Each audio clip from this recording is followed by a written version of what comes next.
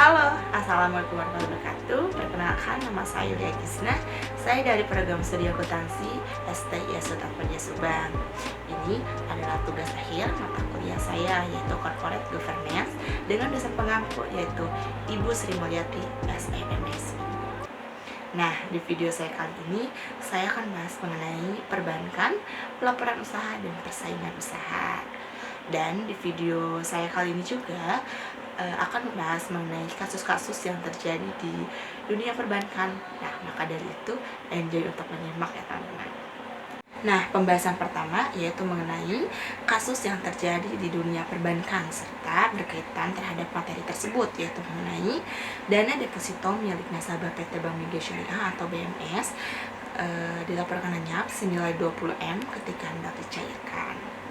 Seperti yang telah diketahui, sebuah perusahaan asuransi swasta yang merupakan nasabah PT Bank Mega Syariah atau BMS dikabarkan kehilangan dana deposito senilai 20M sejak 2015. Kuasa hukum nasabah tersebut, Ridwan Tambunan, mengatakan deposito ini merupakan dana jaminan wajib yang ditempatkan di BMS pada 2012. Kliennya tersebut mencarikan semua, tapi jawaban dari Bank Mega Syariah, uangnya sudah raib, ujar Ridwan saat dihubungi pada 18 April 2021. Singkat cerita, pada 29 Oktober 2012, nasabah menempatkan depositonya itu di BMS. Nasabah tersebut menempatkan dana jaminan wajibnya itu sebesar 20M dalam bentuk deposito pada 29 Oktober 2012. Itu terdiri dari 4 bilet giro masing-masing, 5M dengan nomor seri yang berbeda. Bilet giro asli ini disimpan di Main Vault Bank Kustodian PT Bank Mega Tbk. Kemudian pada 2015 nasabah ini menarik deposito namun sudah raib. Pada 2015 Ridwan berujar kliennya ingin menarik seluruh deposito di BMS, namun pihak bank mengatakan dana itu telah ditransfer ke rekening tertentu yang bukan rekening induk nasabah. Saat itulah diketahui bahwa dana deposito senilai 20M telah raib. Ridwan menyebut kliennya menyoalkan hilangnya dana karena bank semestinya mencairkan dana hanya ke rekening nasabah yang memiliki wewenang. Lalu, tahun berikutnya 2016, kasus diputus di Pengadilan Negeri Jakarta Selatan. Ridwan menjelaskan, kasus raibnya dana deposito itu telah diperkarakan oleh manajemen BMS di Pengadilan Negeri Jakarta Selatan. BMS melaporkan karyawannya yang saat itu diduga melakukan penggelapan dana nasabah. Pada 2016, pengadilan mengeluarkan putusan pidana untuk kepala cabang pembantu BMS Panglima Polim yang terbukti melakukan penggelapan deposito. Namun, setelah kasus ini diputus, Ridwan menyebut BMS tidak bisa menyelesaikan penggantian dana kepada kliennya. Alasannya lantaran perkara tersebut telah selesai di pengadilan. Setelah berjalannya waktu, pada tahun 2020, nasabah meminta perlindungan Kementerian Koordinasi Bidang Politik, Hukum, dan Keamanan. Nah, pada 2020, kliennya meminta perlindungan hukum kepada Kemenko Polhukam karena kasus ini dianggap tidak selesai. Saat itu terjadi proses pertemuan antara nasabah bank dan pihak BMS. Kemudian pada 23 September 2020, Ridwan menyebut Kemenko Polhukam mengeluarkan surat yang ditujukan kepada Direktur Utama BMS. Salah satu butir dalam surat itu, tutur Ridwan berbunyi bank harus tetap bertanggung jawab kendati kasus ini telah diputus oleh Pengadilan Negeri Jakarta Selatan. Ridwan mengatakan kliennya ingin menyelesaikan kasus ini secara kekeluargaan dengan BMS. Namun, sangat disayangkan hingga berita ini turun, Direktur Utama Bank Mega Syariah belum memberikan penjelasan lebih lanjut mengenai perkara tersebut. Berdasarkan kasus tersebut, terdapat kaitannya terhadap penerapan Good Corporate Governance atau GCG dan pengaruhnya terhadap kinerja lembaga bank syariah.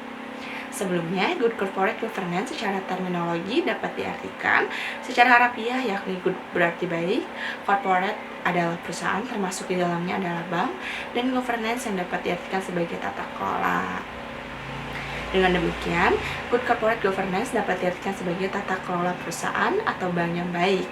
Nah, secara umum, fungsi bank syariah sama dengan perbankan konvensional, yakni sebagai entitas yang melakukan penghimpunan dana dari masyarakat dan menyalurkan kembali ke masyarakat dalam bentuk fasilitas pembiayaan atau dengan kata melaksanakan fungsi intermediasi keuangan.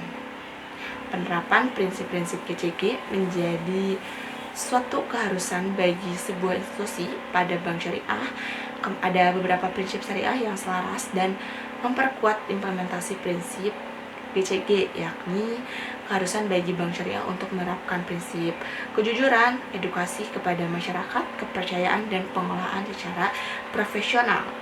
Kemudian, penerapan good corporate governance atau tata kelola bagi bank umum syariah telah diatur dalam Peraturan Bank Indonesia atau PBI 2009.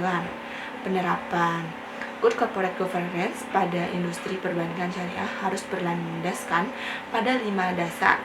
Yang pertama, ada transparansi, yaitu keterbukaan dalam mengemukakan informasi yang material dan relevan, serta keterbukaan dalam proses pengambilan keputusan. Dalam penerapannya, bank syariah berkewajiban memberi informasi tentang kondisi dan prospek perbankannya secara tepat, waktu, memadai, jelas, dan akurat. Lalu yang kedua, ada akuntabilitas, yaitu kejelasan fungsi dan pelaksanaan pertanggungjawaban organ bank sehingga pengelolaannya berjalan secara efektif. Dalam menjalankan prinsip ini, bank syariah harus menetapkan tanggung jawab yang jelas dari setiap komponen organisasi selaras dengan visi, misi, sasaran usaha, dan strategi si perusahaan. Lalu yang ketiga ada pertanggungjawaban, yaitu kesesuaian pengelolaan bank dengan peraturan perundang-undangan yang berlaku dan prinsip pengelolaan bank yang sehat. Dalam menjalankan prinsip pengelolaan bank yang sehat, bank syariah harus memegang prinsip kehati-hatian, yakni kehati-hatian bank untuk meminimalkan risiko. Tanpa penerapan prinsip kehati-hatian oleh bank akan memberikan dampak kerugian dan risiko terhadap bank itu sendiri. Lalu yang keempat ada profesional, yaitu memiliki kompetensi, mampu bertindak objektif dan bebas dari pengaruh atau tekanan dari pihak manapun atau dapat dikatakan independen, serta memiliki komitmen yang tinggi untuk mengembangkan bank syariah. Lalu yang terakhir ada kewajaran, yaitu keadilan dan kesetaraan dalam memenuhi hak-hak stakeholders berdasarkan perjanjian dan peraturan perundang-undangan yang berlaku.